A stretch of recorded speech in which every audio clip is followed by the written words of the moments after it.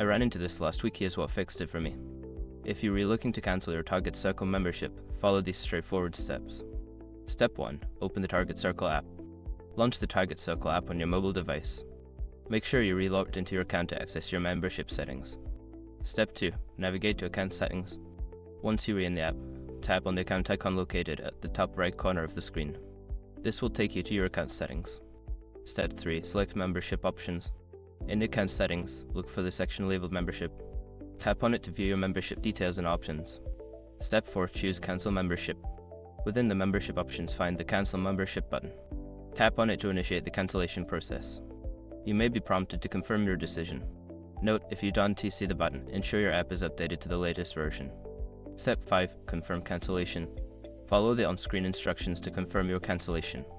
Once completed, you should receive a confirmation message indicating that your membership has been successfully cancelled. I hope this helps you navigate the cancellation process smoothly.